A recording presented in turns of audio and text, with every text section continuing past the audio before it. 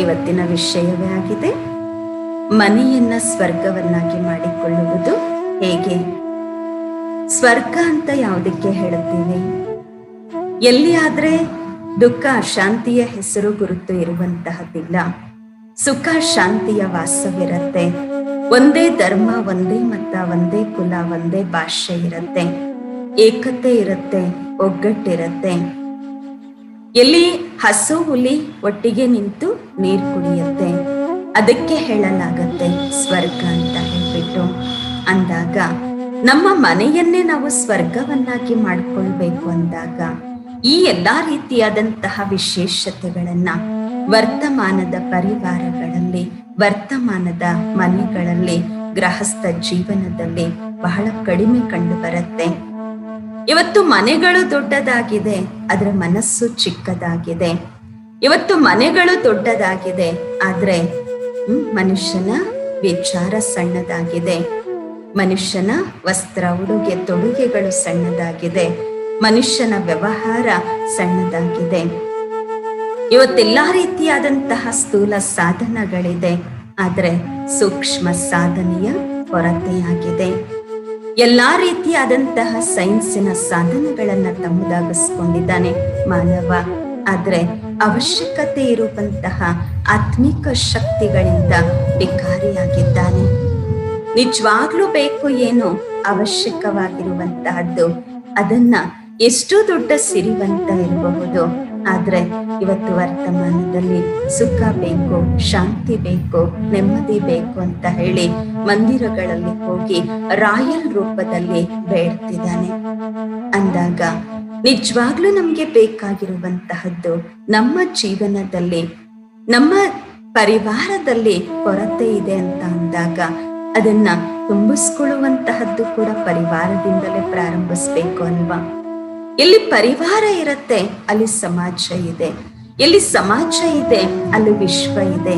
ಅಂದಾಗ ನಮ್ಮ ಪರಿವಾರವನ್ನ, ನಮ್ಮ ಮನೆಯನ್ನ ಸ್ವರ್ಗವನ್ನಾಗಿ ನಾವೇ ಮಾಡಿಕೊಳ್ಬೇಕಾಗಿದೆ. ಬಹಳಷ್ಟು ಜನ ಈ ರೀತಿ ಪ್ರಶ್ನೆ ಕೇಳ್ತಾರೆ, ಅಕ್ಕವ್ರೆ ಸ್ವರ್ಗ ಯಾವಾಗ ಸ್ಥಾಪನೆ ಆಗತ್ತೆ, ಅಕ್ಕವ್ರೆ ನರಕ ಯಾವಾಗ ಸಮಾಪ್ತಿ ಆಗತ್ತೆ, ಈ ಒಂದು ವಿಕಾರಿ ಪ್ರಪಂಚದ ಅಂತ್ಯ, ಈ ಒಂದು ಪ್ರಪಂಚದ ವಿನಾಶ ಯಾವಾಗ ಆಗತ್ತೆ, ಸ್ವರ್ಗ, ಶಿವಾಲಯ, ವೈಕುಂಠ ಯಾವಾಗ ಸ್ಥಾಪನೆ ಆಗತ್ತೆ ಅಂತ ಕೇಳ್ತಾರೆ. ಅವರೆಲ್ಲರಿಗೂ ಇದೇ ಹೇಳಲಿಕ್ಕೆ ಬಯಸ್ತೀನಿ, ನರಕವನ್ನ ಸಮಾಪ್ತಿ ಮಾಡುವಂತಹ ಕೆಲಸಕ್ಕಿಂತ ಮುಂಚೆ ಈ ಜಗತ್ತನ್ನ ಸಮಾಪ್ತಿ ಮಾಡುವಂತಹ ಸಂಕಲ್ಪವನ್ನ ಬಿಟ್ಟು ಬಿಡಿ.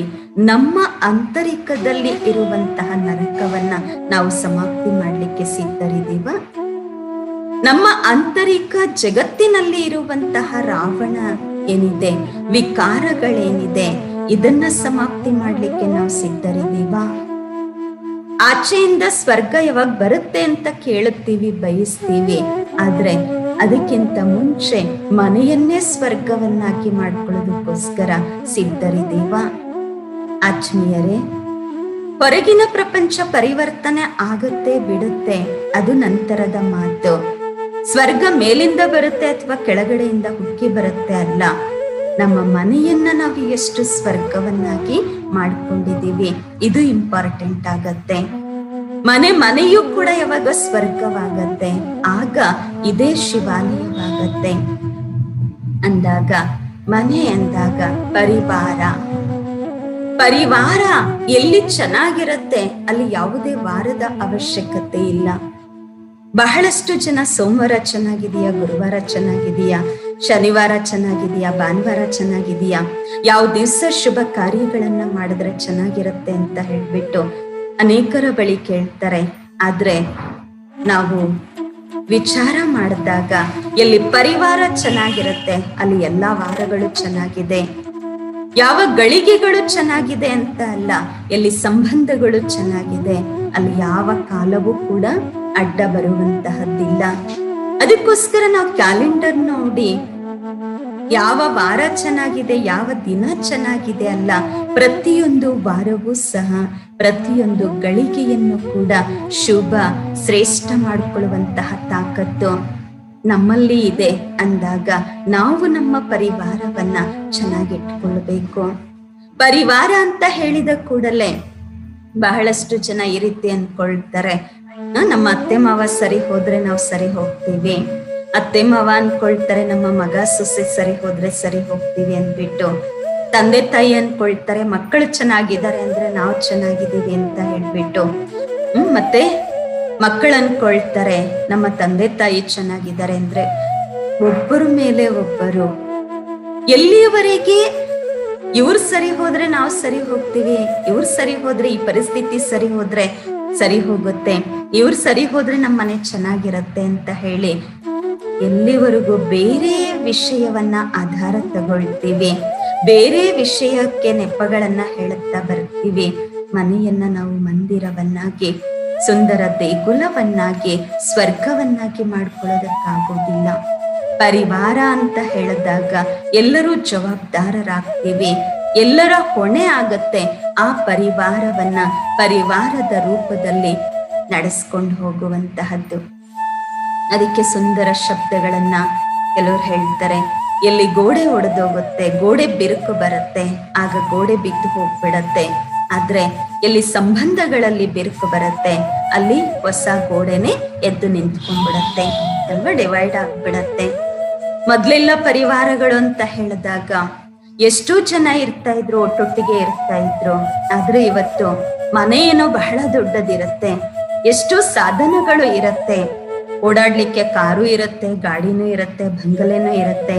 ಆದ್ರೆ ಅದನ್ನ ಉಪಯೋಗಿಸುವಂತಹ ಮನುಷ್ಯರಿಲ್ಲ, ಅದನ್ನ ಉಪಯೋಗಿಸ್ಲಿಕ್ಕೋಸ್ಕರ ಪರಿವಾರ ಇಲ್ಲ. ನಾವೆಲ್ಲೋ ಇದ್ದೀವಿ, ನಮ್ಮ ಪರಿವಾರದ ಸದಸ್ಯರು ಎಲ್ಲೋ ಇದ್ದಾರೆ. ಯಾಕೆ ಅಂದ್ರೆ ಪರಸ್ಪರದಲ್ಲಿ ಹೊಂದಾಣಿಕೆ ಇಲ್ಲ, ಏಕತೆ ಇಲ್ಲ, ಆ ಕಾರಣದಿಂದಾಗಿ ಅಂತ ಹೇಳ್ಬಿಟ್ಟು.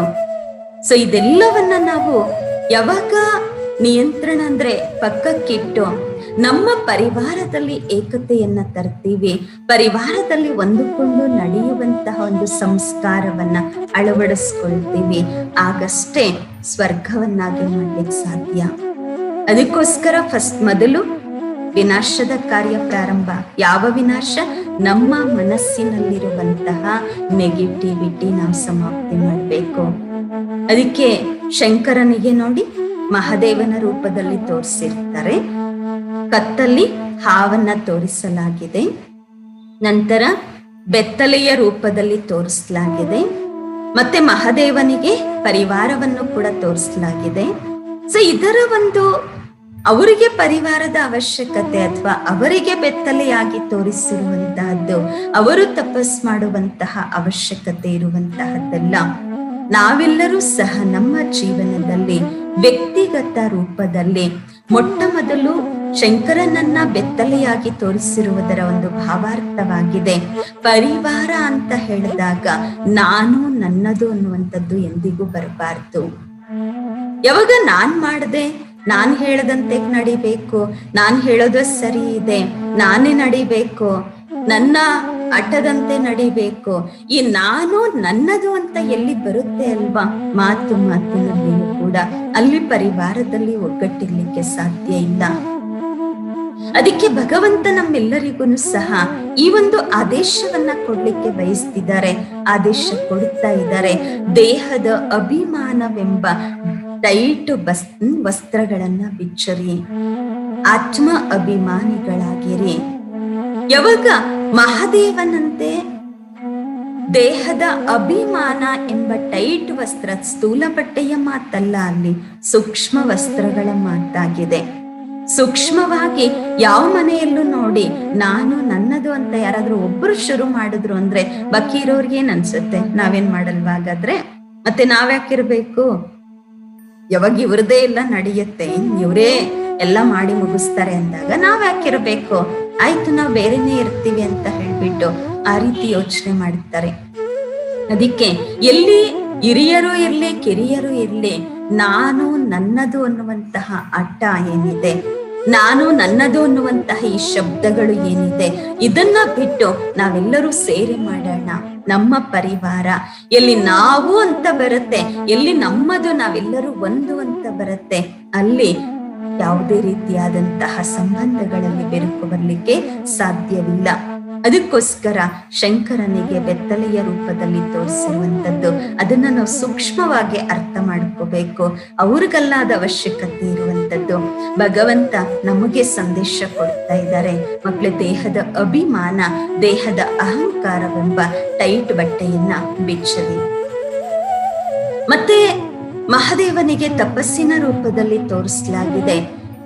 ಯಾಕೆ ಅವರೇನ್ ತಪಸ್ ಮಾಡ್ಬೇಕಾಗಿದೆ? ಯಾವ ಶಕ್ತಿಗಳನ್ನ ಪ್ರಾಪ್ತಿ ಮಾಡ್ಕೋಬೇಕು? ಒಂದು ಕಡೆ ದೇವತೆಯ ರೂಪದಲ್ಲಿ ತೋರಿಸಲಾಗತ್ತೆ, ಇನ್ನೊಂದು ಕಡೆ ತಪಸ್ಸಿನ ರೂಪದಲ್ಲಿ ತೋರಿಸಲಾಗತ್ತೆ.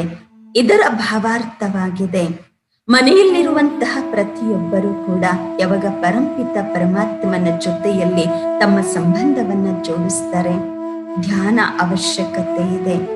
ಯಾವ ಮನೆಯಲ್ಲಿ ಭಗವಂತನ ಜೊತೆ ಸಂಬಂಧ ಇರುತ್ತೆ ಆ ಮನೆ ಮಂದಿರವಾಗತ್ತೆ. ಶಿವನ ಜೊತೆಯಲ್ಲಿ ಸಂಬಂಧ ಇದ್ದಾಗ ಆ ಮನೆಯೇ ಶಿವಾಲಯವಾಗತ್ತೆ. ಪ್ರತಿದಿನ ಅಮರತ್ವದ ಜ್ಞಾನವನ್ನ ಯಾರು ಧಾರಣೆ ಮಾಡಿಕೊಳ್ತಾರೆ, ಪರಮಾತ್ಮನ ಮುರುಳಿ ಎಂಬ ಮಹಾವಾಕ್ಯಗಳನ್ನ ಪ್ರತಿನಿತ್ಯ ಕೇಳುತ್ತಾರೆ, ಅವರೇ ಅಮರತ್ವದ ವರದಾನವನ್ನ ಪಡ್ಕೊಳ್ತಾರೆ. ಆ ಮನೆಯೇ ಅಮರ ಲೋಕವಾಗಿರತ್ತೆ.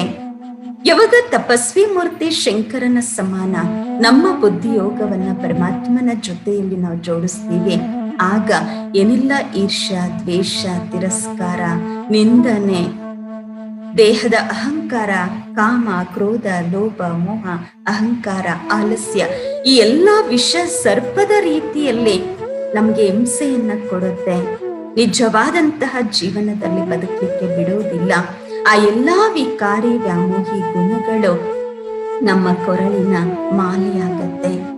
ಅದೆಲ್ಲವೂ ಸಹ ನಮಗೆ ಸಹಯೋಗವನ್ನ ನೀಡುತ್ತೆ.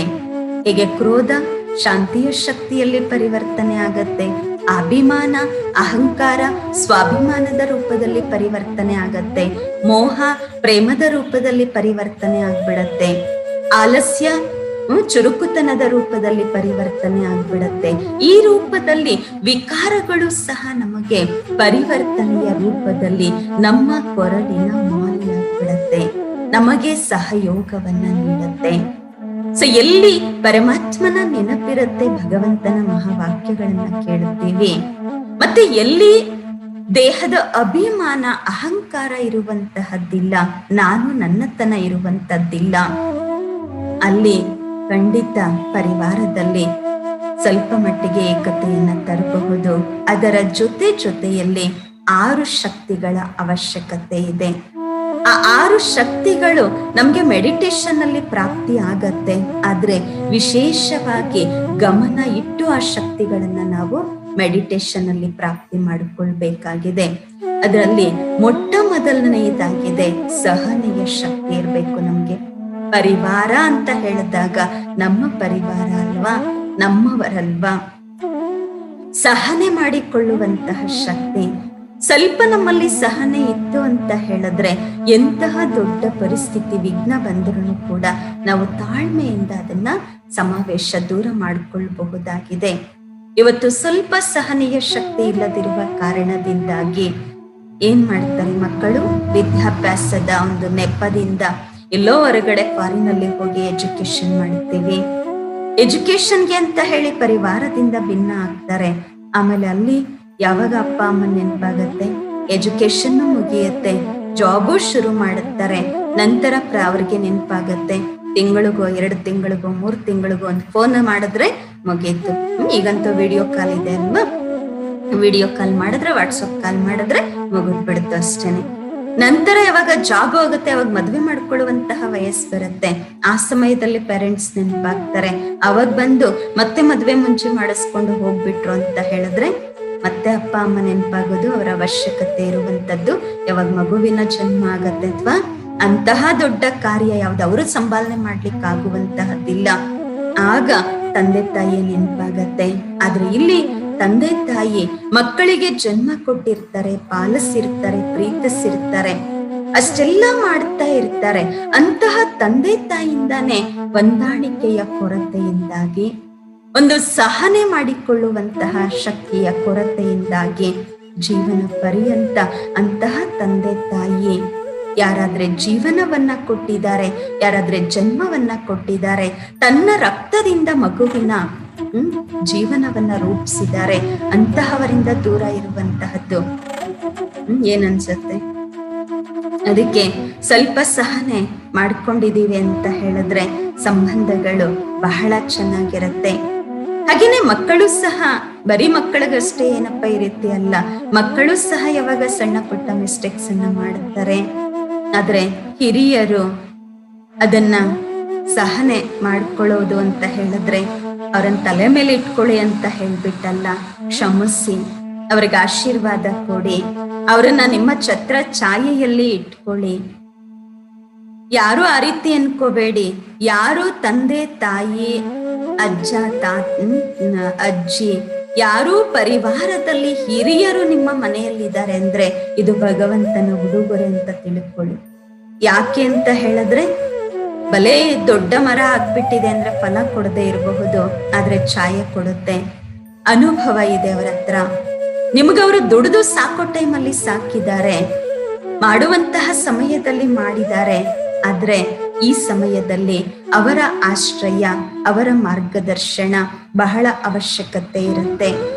ಎಲ್ಲಿ ಹಿರಿಯರ ಮಾರ್ಗದರ್ಶನ ಇರುತ್ತೆ, ಹಿರಿಯರ ವರದ ಹಸ್ತ ಶಿರದ ಮೇಲೆ ಇರುತ್ತೆ, ಹಿರಿಯರ ಛತ್ರ ಛಾಯೆ ಇರುತ್ತೆ, ಆ ವಾತಾವರಣದಲ್ಲಿ ಮಕ್ಕಳು ಎಲ್ಲಿಯೂ ಸಹ ಕೆಟ್ಟ ಮಾರ್ಗದಲ್ಲಿ ನಡಿಲಿಕ್ಕೆ ಸಾಧ್ಯ ಇಲ್ಲ. ಅಕಸ್ಮಾತ್ ಏನಾದ್ರೂ ಅಪ್ಪಿತಪ್ಪಿ ಹೋಗ್ತಾ ಇದ್ದಾರೆ ಅಂತ ಹೇಳಿದ್ರು ಅವರನ್ನ ದಾರಿಗೆ ತರುವಂತಹ ಶಕ್ತಿ ನಿಮ್ಮಲ್ಲಿ ಇದೆ. ಮತ್ತೆ ಮಕ್ಕಳಾದಂತಹವರು ಹಿರಿಯರಿಗೆ ಆಶ್ರಯವನ್ನ ಕೊಡುವಂತಹದ್ದು, ಹಿರಿಯರನ್ನ ತಗೊಂಡೋಗಿ ಎಲ್ಲಿ ಗೃಹಸ್ಥ ಆಶ್ರಮದಲ್ಲಿ ಸೇರಿಸುವಂತಹದ್ದಲ್ಲ, ಹಿರಿಯರಿಗೆ ಗೌರವವನ್ನ ಕೊಟ್ಟು ಅವರ ಛತ್ರ ಛಾಯೆಯಲ್ಲಿ ಜೀವನವನ್ನ ಮುಂದುವರಿಸುವಂತಹದ್ದು ಬಹಳ ಬಹಳ ಅವಶ್ಯಕತೆ ಇದೆ. ಸೊ ಸಹನೆಯ ಶಕ್ತಿ ಇದು ಬಹಳ ಅವಶ್ಯಕತೆ. ಪರಿವಾರದಲ್ಲಿ ಒಂದ್ ಸ್ವಲ್ಪ ಸಹನೆಯ ಶಕ್ತಿ ಕೊರತೆ ಆಯ್ತು ಅಂದ್ರೆ ಪತಿ ಪತ್ನಿಯಲ್ಲೇ ಜಗಳ, ಅಣ್ಣ ತಮ್ಮರಲ್ಲೇ ಜಗಳ, ಮತ್ತೆ ತಂದೆ ತಾಯಿಯಲ್ಲೇ ಜಗಳ, ಮಕ್ಕಳು ಮಕ್ಕಳಾಗ್ಲಿ ಪರಸ್ಪರದಲ್ಲಿ ಜಗಳ ಇದಾಗತ್ತೆ. ಅದಕ್ಕೋಸ್ಕರ ಇದೆಲ್ಲವನ್ನ ತ್ಯಜಿಸಿ ಸಹನೆಯ ಶಕ್ತಿಯನ್ನ ನಾವು ಜಾಗೃತ ಮಾಡ್ಕೊಳ್ಬೇಕಾಗಿದೆ. ಸಹನೆ ಮಾಡ್ಕೊಳ್ಳುವಂತಹದ್ದು ಬಾಗುವಂತಹದ್ದು ಅಂತ ಅನ್ಕೋಬೇಡಿ, ಅದು ಬಲಹೀನತೆ ಅಂತ ಅನ್ಕೊಳ್ಬೇಡಿ, ಅದು ಬಹಳ ದೊಡ್ಡ ಗುಣವಾಗಿದೆ. ಅದಕ್ಕೋಸ್ಕರ ಒಮ್ಮೆ ಒಂದು ಆಶ್ರಮದಲ್ಲಿ ಬಹಳಷ್ಟು ಜನ ಶಿಷ್ಯರು ಗುರುಗಳ ಬಳಿ ಶಿಕ್ಷಣವನ್ನ ಪಡ್ಕೊಳ್ತಾರೆ. ಗುರುಗಳ ಬಳಿ ಶಿಕ್ಷಣವನ್ನ ಪಡ್ಕೊಂಡು ಇನ್ನಂತಿಮದಲ್ಲಿ ವಾಪಸ್ ಅವ್ರ ಮನೆಗಳಿಗೆ ಹೋಗ್ಬೇಕಾಗಿ ಬರುತ್ತೆ. ಆಗ ಯಾರು ಬುದ್ಧಿವಂತ ಶಿಷ್ಯ ಅದನ್ನ ಗುರುತಿಸ್ಬೇಕು ಅಂತ ಹೇಳ್ಬಿಟ್ಟು ಗುರುಗಳು ಒಂದು ಟಾಸ್ಕ್ ಅನ್ನ ಇಡುತ್ತಾರೆ. ಅದರಲ್ಲಿ ಏನ್ ಮಾಡ್ಲಾಗತ್ತೆ ಅಂದ್ರೆ ಒಂದು ದೊಡ್ಡ ಗುಹೆ ಇರುತ್ತೆ. ಆ ಗುಹೆಯ ಒಳಗಡೆ ಇವ್ರನ್ನ ಒಂದೊಂದು ಜೋಳಿಗೆಯನ್ನು ಕೂಡ, ಯಾಕೆಂದ್ರೆ ಅವರ ಆಶ್ರಮದಲ್ಲಿ ಬೆಳೆದಿರ್ತಾರೆ ಅಂತ ಹೇಳಿದಾಗ ಆ ರೂಪದಲ್ಲೇ ಬೆಳೆದಿರ್ತಾರೆ, ಅವರನ್ನ ಗುಹೆಯಲ್ಲಿ ಕಳಿಸ್ಕೊಡ್ಲಾಗತ್ತೆ. ಹೇಳ್ತಾರೆ, ಈ ಗುಹೆಯಿಂದ ಹೊರಗೆ ಬಂದ ಮೇಲೆ ಯಾರು ಪಾಸ್, ಯಾರಿಗೆ ಎಷ್ಟು ಅಂಕಗಳು ಅಂತ ಹೇಳಲಾಗುತ್ತೆ ಎಂದು ಎಲ್ಲರನ್ನ ಕಳಿಸ್ಕೊಡ್ತಾರೆ. ಯಾವಾಗ ಆ ಶಿಷ್ಯರೆಲ್ಲ ವಿದ್ಯಾರ್ಥಿಗಳು ಗುಹೆ ಒಳಗೆ ಹೋಗ್ತಾರೆ, ಬಹಳ ಕಲ್ಲುಗಳು ಚುಚ್ತಾ ಇರುತ್ತೆ, ಅವ್ರಿಗೆ ತುಂಬಾ ಕಷ್ಟ ಆಗ್ತಾ ಇರುತ್ತೆ, ಸೆಕೆ ಆಗ್ತಾ ಇರುತ್ತೆ, ಎಲ್ಲಿ ಹೆಜ್ಜೆ ಇಟ್ರು ಅಲ್ಲಿ ಕಲ್ಲು ಚುಚ್ತಾ ಇರುತ್ತೆ. ಬಹಳಷ್ಟು ಜನ ಏನ್ ಮಾಡ್ತಾರೆ, ಪಕ್ಕಕ್ಕೆ ಸರಿಸ್ಕೊಂಡು ಆಚೆಗೆ ಬರುವಂತಹ ಪ್ರಯತ್ನ ಮಾಡ್ತಾರೆ. ಇನ್ ಕೆಲವರು ಕಾಲುಗಳೆಲ್ಲ ಚುಚ್ಚಿಸ್ಕೊಂಡು ವಾಪಸ್ ಬರ್ತಾರೆ. ಇನ್ ಕೆಲವರು ಸ್ವಲ್ಪ ದೂರ ಹೋಗಿ ವಾಪಸ್ ಬಂದ್ಬಿಡ್ತಾರೆ. ಪೂರ್ಣ ಹೋಗ್ಲಿಕ್ಕೆ ಆಗಲ್ಲ ನಮ್ಮ ಕೈಯಲ್ಲಿ, ಅದರಲ್ಲಿ ಎಲ್ಲ ಕಲ್ಲುಗಳೇ ಇದೆ, ನಮ್ಮ ಕೈಯಲ್ಲಿ ಆಗಲ್ಲ ಅಂತ ಹೇಳಿ ಬಹಳಷ್ಟು ಜನ ಹೊರಗೆ ಬರ್ತಾರೆ. ಇನ್ ಕೆಲವರು ಕಾಲುಗಳಲ್ಲಿ ರಕ್ತ ಸೋರ್ತಾ ಇರುತ್ತೆ, ಆದ್ರೆ ಹೊರಗೆ ಬರ್ತಾರೆ. ಆದ್ರೆ ಅದರಲ್ಲಿ ಒಬ್ಬ ವಿದ್ಯಾರ್ಥಿ ಇರ್ತಾರೆ, ಏನೋ ಕಲ್ಲುಗಳು ಅವ್ರ ದಾರಿಯಲ್ಲಿ ಸಿಗ್ತಾ ಇರತ್ತೆ, ಸೊ ಅವನ್ನೆಲ್ಲ ತನ್ನ ಪಾಕೆಟ್ ಅಲ್ಲಿ ಹಾಕೊಳ್ತಾರೆ. ಅವರ ಬಳಿ ಏನು ಶಾಲು ಇರುತ್ತೆ ಅದನ್ನ ಬಿಚ್ಚಿ ಅದ್ರಲ್ಲಿ ಒಂದೊಂದು ಕಲ್ಲನ್ನ ಎತ್ತಿ ಹಾಕೊಂಡು ಹೊರಗೆ ಬರ್ತಾರೆ. ಯಾವಾಗ ಗುರುಗಳು ಕಾಯ್ತಾ ಇರುತ್ತೆ, ಇವರಲ್ಲಿ ಬುದ್ಧಿವಂತ ಶಿಷ್ಯ ಅಂತ ಹೇಳಿ ಯಾರನ್ನ ಗುರುತಿಸೋದು, ಯಾರು ನಮ್ಮ ಶಿಕ್ಷಣದ ಪೂರ್ಣ ಲಾಭವನ್ನ ಪಡ್ಕೊಂಡಿದ್ದಾರೆ, ಸೌರನ್ನ ಇವತ್ತು ನೋಡ್ಲೇಬೇಕು ಅಂತ ಹೇಳ್ಬಿಟ್ಟು ಗುರುಗಳು ಹೊರಗಡೆ ಕಾಯ್ತಿರ್ತಾರೆ ಗುಹೆಯಿಂದ ಹೊರಗೆ.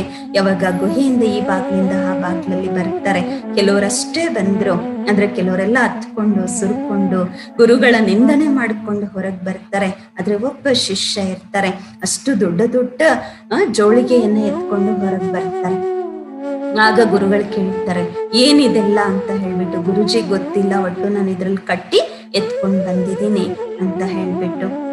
ಆಮೇಲೆ ಎಲ್ಲರೂ ಹಾಸ್ಯ ಮಾಡ್ತಾರೆ, ಇವ್ರಿಗೇನ್ ಬುದ್ಧಿ ಇಲ್ವಾ, ಇಷ್ಟು ಭಾರವನ್ನ ಎತ್ಕೊಂಡ್ ಬಂದಿದ್ದಾರೆ ಅಲ್ವಾ, ಯಾಕೆ ಇಷ್ಟೆಲ್ಲ ಭಾರವನ್ನ ಎತ್ಕೊಂಡ್ ಬಂದ್ರು ಅಂತ ಹೇಳ್ಬಿಟ್ಟು. ಆಗ ಆ ಶಿಷ್ಯ ಹೇಳ್ತಾರೆ, ಗುರುಜಿ ನಾನು ಇದಕ್ಕೋಸ್ಕರ ಎತ್ಕೊಂಡ್ ಬಂದೆ, ಮತ್ತೆ ನಾಳೆ ಯಾರಾದ್ರೂ ಈ ಗುಹೆಯಲ್ಲಿ ಬಂದಿದ್ದಾರೆ ಅಂತ ಹೇಳಿದ್ರೆ ಅವರಿಗೆ ಚುಚ್ಚಬಾರ್ದು. ನನ್ನ ಪ್ರಯತ್ನ, ನನಗೆ ಶಕ್ತಿ ಇಷ್ಟೇ ಇತ್ತು, ಹಾಗಾಗಿ ನನ್ನ ಶಕ್ತಿ ಮೀರಿ ನಾನು ಆ ಕಲ್ಲುಗಳನ್ನ ಎತ್ಕೊಂಡು ಬಂದಿದ್ದೀನಿ ಗುರುಜಿ. ನನ್ನ ಕೈಲಿ ಇಷ್ಟೇ ಸಾಧ್ಯ ಆಯ್ತು. ನಾನ್ ನಡೆದು ಬಂದಂತಹ ದಾರಿಯಲ್ಲಿ ಮತ್ತೆ ಯಾರು ಬಂದಿದ್ದಾರೆ ಅಂತ ಹೇಳಿದ್ರೆ ಅವ್ರಿಗೆ ಕಾಲಿಗೆ ಚುಚ್ಚಬಾರ್ದು ಅಂತ ಹೇಳ್ಬಿಟ್ಟು ನಾನು ಈ ಕೆಲಸ ಮಾಡಿದ್ದೀನಿ ಗುರುಜಿ ಅಂತ ಹೇಳ್ತಾರೆ. ಆಗ ಗುರುಗಳು ಹೇಳ್ತಾರೆ, ವಿಜಯೀ ಭವ, ಸಫಲತಾ ಮೂರ್ತ ಭವ ಅಂತ ಹೇಳಿ ತನ್ನ ಎರಡೂ ಕೈಯನ್ನ ಆ ಶಿಷ್ಯನ ತಲೆಯ ಮೇಲೆ ಇಟ್ಟು ಆಶೀರ್ವಾದವನ್ನ ಮಾಡಿ, ಆ ಏನು ಗಂಟು ಎತ್ಕೊಂಡ್ ಬಂದಿರ್ತಾರೆ ಕಲ್ಲುಗಳ ಮೂಟೆಯನ್ನ, ಅದನ್ನ ಬಿಚ್ಚಿ ಅಂತ ಹೇಳ್ತಾರೆ. ಯಾವಾಗ ಅದನ್ನ ಬಿಚ್ತಾರೆ, ಅದು ಕಲ್ಲುಗಳಿರುವಂತಹದ್ದಿಲ್ಲ, ಅದಷ್ಟು ವಜ್ರಗಳಿರತ್ತೆ. ಆಮೇಲೆ ಹೇಳ್ತಾರೆ, ಇದಿಷ್ಟು ತಗೊಂಡು ನೀವು ಉತ್ತೀರ್ಣರಾಗಿದ್ದೀರಾ, ಗುರುಗಳ ಕಡೆಯಿಂದ ಇದು ವರದಾನ ಅಂತ ತಿಳ್ಕೊಂಡು ತಗೊಂಡು ಹೋಗಿ ಅಂತ ಹೇಳ್ತಾರೆ. ಆಗ ಅದನ್ನ ತಗೊಂಡು ಬರ್ತಾರೆ ಅವರು. ಬಾಕಿ ಎಲ್ಲರೂ ಅಷ್ಟು ಪಶ್ಚಾತ್ತಾಪ ಮಾಡ್ಕೊಳ್ತಾರೆ, ಅಯ್ಯೋ ನಾವು ಕಲ್ಲುಗಳು ಅಂತ ಹೇಳ್ಬಿಟ್ಟು ನಾವು ತಗೊಂಡಿಲ್ಲ, ನಮ್ಗೆ ಗೊತ್ತೇ ಆಗ್ಲಿಲ್ಲ ಇದು ವಜ್ರಗಳು ಅಂತ ಹೇಳ್ಬಿಟ್ಟು ಅಂತ ಹೇಳಿ. ಹಾಗೇನೆ ಆತ್ಮೀಯರೇ, ನಮ್ಮ ಪರಿವಾರದಲ್ಲಿಯೂ ಕೂಡ ಬಲೆ ಏನೋ ಸಣ್ಣ ಪುಟ್ಟ ಮಾತು ಬರಬಹುದು, ಯಾರು ನಮ್ಗೆ ಶಿಕ್ಷಣವನ್ನ ಕೊಡಬಹುದು, ಒಳ್ಳೆಯ ದಾರಿಯನ್ನ ಹೇಳ್ಕೊಡಬಹುದು. ಅದು ನಮ್ಗೆ ಪ್ರಾರಂಭದಲ್ಲಿ ಕಠಿಣ ಅಂತ ಅನಿಸ್ಬಹುದು. ಮಕ್ಕಳ ವಿದ್ಯಾಭ್ಯಾಸದಲ್ಲೇ ಕಷ್ಟ ಅನ್ಕೊಳ್ಬಹುದು, ಅಥವಾ ಕರಿಯರ್ ರೂಪಿಸ್ಕೊಳ್ಳೋದ್ರಲ್ಲೇ ಕಷ್ಟ ಅನಿಸ್ಬೋದು. ಆದ್ರೆ ಹಿರಿಯರು ನಡೆದು ಬಂದಿರುವಂತಹ ಮಾರ್ಗ ಏನು ಉತ್ತಮವಾಗಿರುವಂತಹದ್ದಿರತ್ತೆ, ಅಥವಾ ಯಾರು ನಮ್ಗೆ ಉತ್ತಮ ಶಿಕ್ಷಣವನ್ನ ಕೊಡ್ತಾರೆ, ಆ ಒಂದು ಶಿಕ್ಷಣದಲ್ಲಿ ಒಂದಲ್ಲ ಒಂದು ರಹಸ್ಯ ಅಡಕವಾಗಿರತ್ತೆ. ಆ ಒಂದು ರಹಸ್ಯವನ್ನ ನಾವು ತಿಳ್ಕೊಂಡು ನಮ್ಮ ಜೀವನದಲ್ಲಿ ಅದನ್ನ ಅಳವಡಿಸ್ಕೊಂಡಿದೀವಿ ಅಂದ್ರೆ ಸಹನೆ ಸ್ವಲ್ಪ ಮಾಡ್ಕೊಳ್ಬೇಕಾಗತ್ತೆ, ಆದ್ರೆ ಪ್ರಾಪ್ತಿ ಬಹಳಷ್ಟು ಇರುತ್ತೆ. ಅದಕ್ಕಾಗಿ ಸಹನೆಯ ಶಕ್ತಿ ಬಹಳ ಅವಶ್ಯಕತೆ ಇದೆ. ಇನ್ನು ಎರಡನೆಯದಾಗಿ ಸಹಯೋಗದ ಶಕ್ತಿ ಬೇಕಾಗಿದೆ. ಪರಿವಾರ ಅಂತ ಹೇಳಿದಾಗ ಒಬ್ಬರಿಗೊಬ್ಬರು ಸಹಯೋಗ ಕೊಡುವಂತಹದ್ದು ತುಂಬಾನೇ ಅವಶ್ಯಕತೆ. ಇವತ್ತು ಬಹಳಷ್ಟು ಜನ ಅಣ್ಣಂದಿರು ಅಕ್ಕಂದಿರು ನಾವು ಲಯನ್ಸ್ ಕ್ಲಬ್ ಅಲ್ಲಿ ಮೆಂಬರ್ ಆಗಿದ್ದೇವೆ, ಮತ್ತೆ ನಾವು ರೋಟರಿ ಕ್ಲಬ್ ಅಲ್ಲಿ ಮೆಂಬರ್ ಆಗಿದ್ದೇವೆ, ನಾವಂತಹ ಸಂಸ್ಥೆಯ ಜೊತೆಯಲ್ಲಿ ಜೋಡಣೆ ಆಗಿದ್ದೀವಿ, ನಾವ್ ಈ ರೀತಿ ಸಮಾಜ ಸೇವೆಯನ್ನ ಮಾಡ್ತೀವಿ ಅಂತ ಅನೇಕರು ಹೇಳಬಹುದು. ಆದ್ರೆ ಎಲ್ಲರೂ ಒಂದ್ ಅರ್ಥ ಮಾಡ್ಕೋಬೇಕು, ಫಸ್ಟ್ ಪರಿವಾರದ ಮೆಂಬರ್ ಆಗಿರಿ, ಪರಿವಾರದ ಸದಸ್ಯರಾಗಿರಿ, ಪರಿವಾರಕ್ಕೆ ಮೊದಲು ಸೇವೆ ಮಾಡಿ. ಯಾವಾಗ ಪರಿವಾರದ ಆಶೀರ್ವಾದ ಇರುತ್ತೆ, ಆಗ ಸಮಾಜದಿಂದಲೂ ಕೂಡ ಆಶೀರ್ವಾದ ಪಡ್ಕೊಳ್ಬಹುದು. ಮನೆಯಲ್ಲಿರುವಂತಹ ಪರಿವಾರದ ಸದಸ್ಯರು ಕಣ್ಣೀರಿಡ್ತಾ ಇದ್ದಾರೆ, ದುಃಖ ಪಡುತ್ತಾ ಇದ್ದಾರೆ, ಎಲ್ಲೋ ವೃದ್ಧಾಶ್ರಮದಲ್ಲಿದ್ದಾರೆ, ಎಲ್ಲೋ ಇದ್ದಾರೆ ಅಂತ ಹೇಳಿದಾಗ ನೀವು ಯಾವ ರೋಟರಿ ಕ್ಲಬ್ ಅಲ್ಲಿ ಮೆಂಬರ್ ಆದ್ರೂ, ಯಾವ ಲಯನ್ಸ್ ಕ್ಲಬ್ ಅಲ್ಲಿ ಮೆಂಬರ್ ಆದ್ರೂ, ಯಾವುದೇ ಇನ್ಸ್ಟಿಟ್ಯೂಷನ್ ಅಲ್ಲಿ ಹೋಗಿ ನಿಮ್ಮ ಪ್ರತಿಭೆಯನ್ನು ತೋರಿಸಿದ್ರು ಕೂಡ ಇವು ಹಿರಿಯರಿಗೆ, ಪರಿವಾರದ ಸದಸ್ಯರಿಗೆ ಮಾಡದ ಕಾರಣದಿಂದಾಗಿ ಎಲ್ಲೂ ಯಶಸ್ಸನ್ನ ಪಡಿಲಿಕ್ಕೆ ಸಾಧ್ಯ ಆಗೋದಿಲ್ಲ. ಬಲೆ ಸಮಾಜ ಸೇವೆ ಮಾಡ್ಬೇಕು, ಇದೂನು ಸಮಾಜ ಅಲ್ವಾ, ಪರಿವಾರನೂ ಕೂಡ ಸಮಾಜ ಅಲ್ವಾ. ಸಮಾಜ ಅಂತ ಹೇಳಿದಾಗ ಎಲ್ಲರೂ ಬಂದ್ಬಿಟ್ರಲ್ವಾ.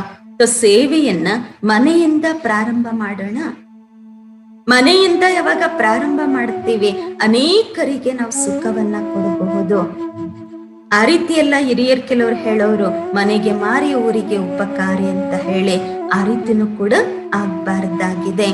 ಸಮಾಜ ಸೇವೆ ಮಾಡುವಂತಹದ್ದು ಬಹಳ ಉತ್ತಮ ಸೇವೆಯಾಗಿದೆ, ಬಹಳ ಶ್ರೇಷ್ಠ ಸೇವೆಯಾಗಿದೆ. ಆದ್ರೆ ಯಾವ ಸ್ಥಾನದಲ್ಲಿ ಇರ್ತೀವಿ, ಅದು ಪರಿವಾರ ಇರ್ಲಿ, ಸಂಘಟನೆ ಇರ್ಲಿ, ಸಂಸ್ಥೆ ಇರ್ಲಿ, ಎಲ್ಲಿ ನಮ್ಮ ಜೀವನ ನಡೀತಾ ಇದೆ, ಎಲ್ಲಿ ನಮ್ಮ ಪಾಲನೆ ನಡೆಯುತ್ತಾ ಇದೆ, ಎಲ್ಲಿ ನಮ್ಗೆ ನಮ್ಮ ಜೊತೆಯಲ್ಲಿರುವಂತಹವರು, ನಮ್ಮ ಹಿರಿಯರು ತಮ್ಮ ಸಮಯವನ್ನ, ಸಂಕಲ್ಪವನ್ನ, ಶಕ್ತಿಗಳನ್ನ ತೊಡಗಿಸ್ತಾ ಇದ್ದಾರೆ, ಆ ಸ್ಥಾನಕ್ಕೆ ನ್ಯಾಯ ಕೊಡುವಂತಹದ್ದು ಅಥವಾ ಪರಿವಾರಕ್ಕೆ ನ್ಯಾಯ ಕೊಡುವಂತಹದ್ದು ನಮ್ಮ ಧರ್ಮವಾಗಿದೆ. ಅದಕ್ಕೋಸ್ಕರ ಸಹಯೋಗದ ಶಕ್ತಿ. ಡ್ಯೂಟಿ ಅಂತ ಮಾಡಬೇಡಿ ದಯವಿಟ್ಟು. ಡ್ಯೂಟಿ ಇವತ್ತೆಲ್ಲರೂ ಮಾಡ್ತಾ ಇದ್ದಾರೆ, ಟೈಮ್ ನೋಡ್ತಾ ಇರ್ತಾರೆ, ಆಯ್ತಾ 5 ಗಂಟೆ ಹೋಗೋಣ ಅಂತ ಹೇಳ್ಬಿಟ್ಟು. ಬೆಳಗ್ಗೆ ಆಯ್ತು ಅಂದ್ರೆ ಇನ್ನು 5 ನಿಮಿಷ ಇದೆ, 10 ಗಂಟೆಗಲ್ವಾ ಜಾಬ್ ಶುರುವಾಗುತ್ತೆ, ಅಥವಾ 9 ಗಂಟೆಗೆ ಅಲ್ವಾ ಶುರುವಾಗುತ್ತೆ, ಈಗ್ಲೇ ಹೋಗಿ ನಾನು ಯಾಕೆ ಎಕ್ಸ್ಟ್ರಾ ಕೆಲಸ ಮಾಡ್ಬೇಕು, ಬೇಡ ಅಂತ ಹೇಳಿ ಎಲ್ಲಿ ಡ್ಯೂಟಿ ಅಂತ ಇರುತ್ತೆ ಅಲ್ಲಿ ಸಮಯವನ್ನ ನೋಡ್ಲಾಗತ್ತೆ, ಎಲ್ಲಿ ಡ್ಯೂಟಿ ಅಂತ ನೋಡ್ಲಾಗತ್ತೆ ಅಲ್ಲಿ ಒತ್ತಾಯ ಇರುತ್ತೆ, ಅಯ್ಯೋ ಮಾಡ್ಲೇಬೇಕು, ವಿಧಿ ಇಲ್ಲ, ಅದಕ್ಕೋಸ್ಕರ ಮಾಡ್ಬೇಕು ಅಂತ ಇರುತ್ತೆ. ಎಲ್ಲಿ ಪರಿವಾರ ಇರುತ್ತೆ, ಸಮಯದ ನಿಗದಿ ಇರುವಂತಹದ್ದಿಲ್ಲ, ಅದು ಡ್ಯೂಟಿ ಅಲ್ಲ, ಸೇವೆಯಾಗಿದೆ.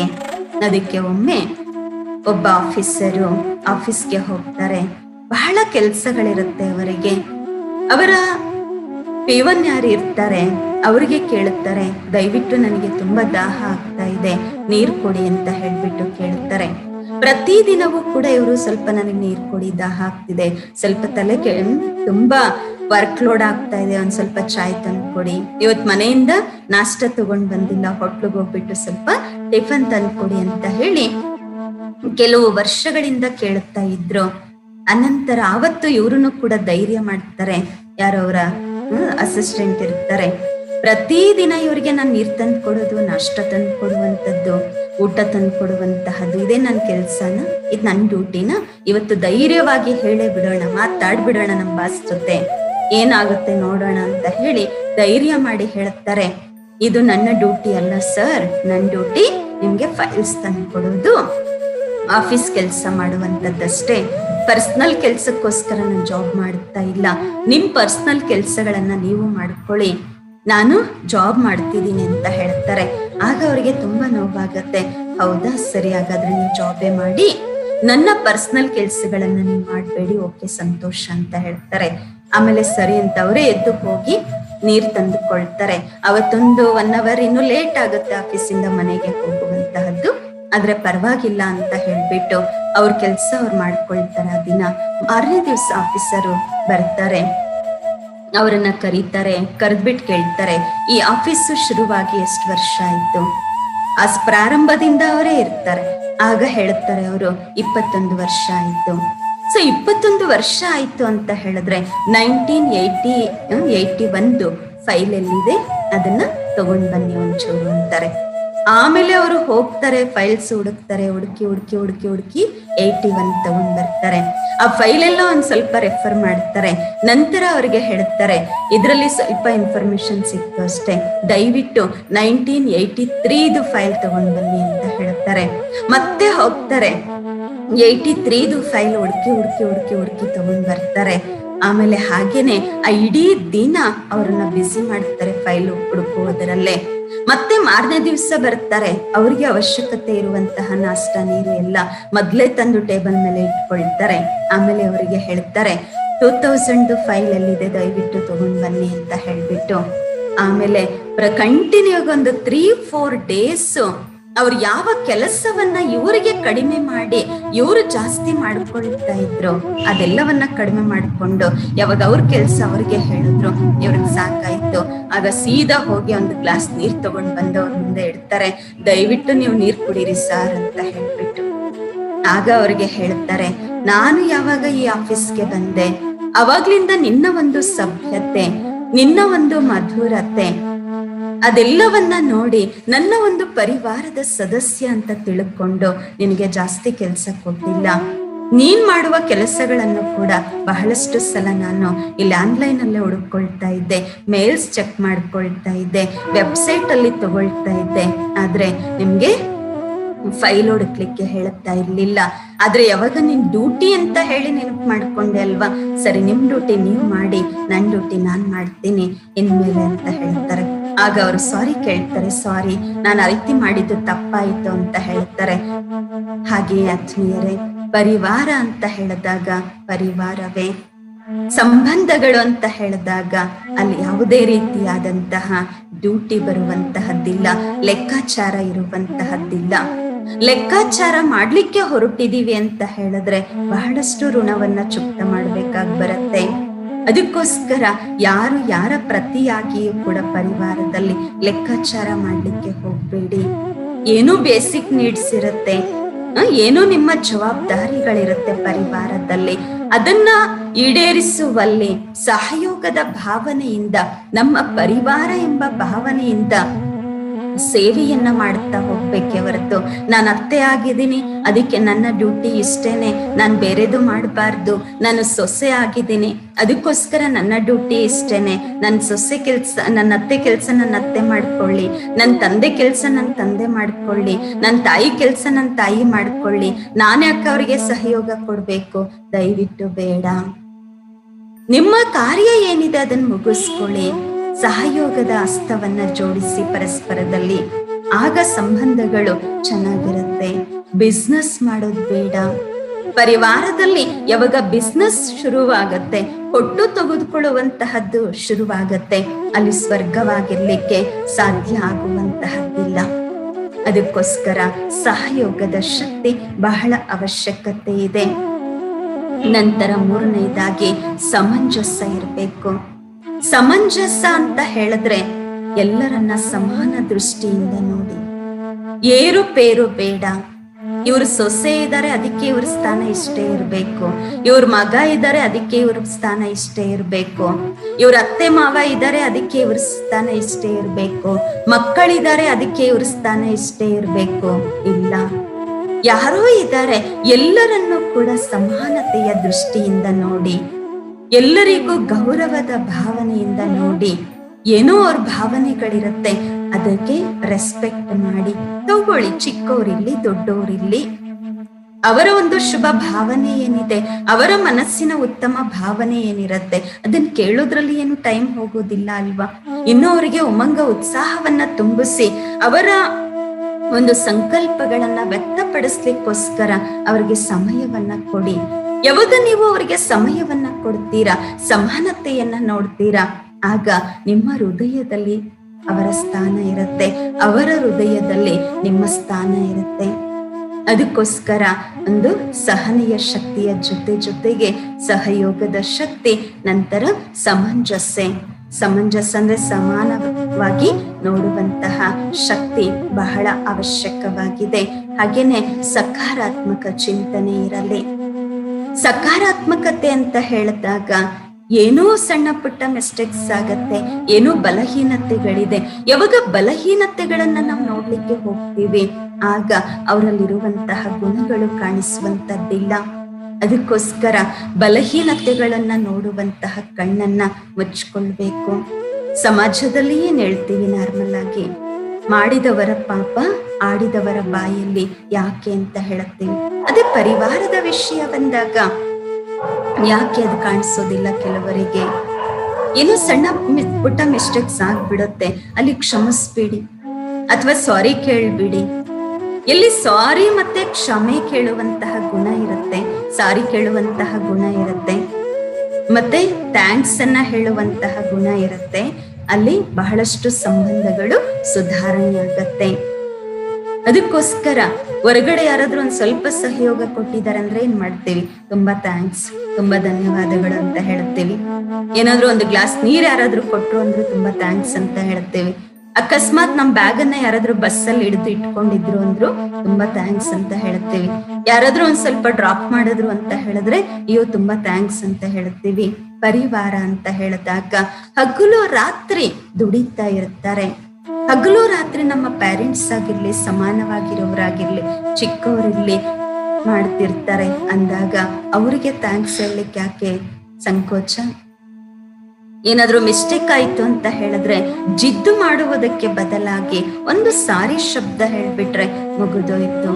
ಬಹಳ ಹರ್ಷಿತ ಚಿತ್ತದಿಂದ, ಮುಗುಳ್ನಗೆಯಿಂದ ಒಂದು ಥ್ಯಾಂಕ್ಸ್ ಹೇಳ್ಬಿಟ್ಟಿದೀವಿ ಅಂತ ಹೇಳಿದ್ರೆ ಮುಗಿದೋಗ್ಬಿಡತ್ತೆ. ಹಾಗೇನೆ ಸತ್ಯತೆ ಬಹಳ ಅವಶ್ಯಕತೆ ಇದೆ ಸಂಬಂಧಗಳಲ್ಲಿ. ಮನೆಯಲ್ಲಿ ಸತ್ಯತೆ ಇತ್ತು ಅಂತ ಹೇಳಿದ್ರೆ ಸಚ್ಚುತು ಬಿಟ್ಟೋ ನಚ್ಚು. ಎಲ್ಲಿ ಸತ್ಯತೆ ಇರುತ್ತೆ ಅಲ್ಲಿ ಪ್ರತಿದಿನ ಡಾನ್ಸ್ ನಡೀತಾ ಇರುತ್ತೆ, ಖುಷಿಯ ನೃತ್ಯ ನಡೀತಾ ಇರುತ್ತೆ. ಹಾಗೆಯೇ ಸಮಾವೇಶ ಮಾಡಿಕೊಳ್ಳುವಂತಹ ಶಕ್ತಿ. ಸಮಯ ಮುಗೀತಾ ಇದೆ, ಹಾಗಾಗಿ ಇನ್ನು ಏನು ವಿಚಾರಗಳಿದೆ, ಸಮಾವೇಶ ಮಾಡಿಕೊಳ್ಳುವ ಶಕ್ತಿ ಇರಬೇಕು, ಮತ್ತೆ ಒಂದು ಸಕಾರಾತ್ಮಕ ಚಿಂತನೆ ಇರಬೇಕು, ಸತ್ಯತೆಯ ಬಲ ಇರಬೇಕು. ಈ ಎಲ್ಲಾ ಶಕ್ತಿಗಳು ಇದ್ದಾಗ ಮನೆಯನ್ನ ನಾವು ಸ್ವರ್ಗವನ್ನಾಗಿ ಮಾಡಿಕೊಳ್ಬಹುದಾಗಿದೆ. ಅದಕ್ಕೋಸ್ಕರ ಸದಾ ಮನಸ್ಸನ್ನು ದೊಡ್ಡದಿಟ್ಕೊಳ್ಳೋಣ. ಮನೆ ದೊಡ್ಡದಿದೆ, ಓಕೆ, ತುಂಬಾ ಸಂತೋಷ. ಎಲ್ಲ ಸಾಧನಗಳಿದೆ, ಅದು ಯಾವುದೋ ಜನ್ಮದ ಅದೃಷ್ಟದಿಂದ ಸಿಕ್ಕಿರಬಹುದು, ಅಥವಾ ನಿಮ್ಮ ಪರಿಶ್ರಮದಿಂದ ಸಿಕ್ಕಿರಬಹುದು, ಅಥವಾ ನಿಮ್ಮ ಭಾಗ್ಯದಿಂದ ಸಿಕ್ಕಿರಬಹುದು, ಅಥವಾ ಹಿರಿಯರ ಆಶೀರ್ವಾದದಿಂದ ಸಿಕ್ಕಿರಬಹುದು.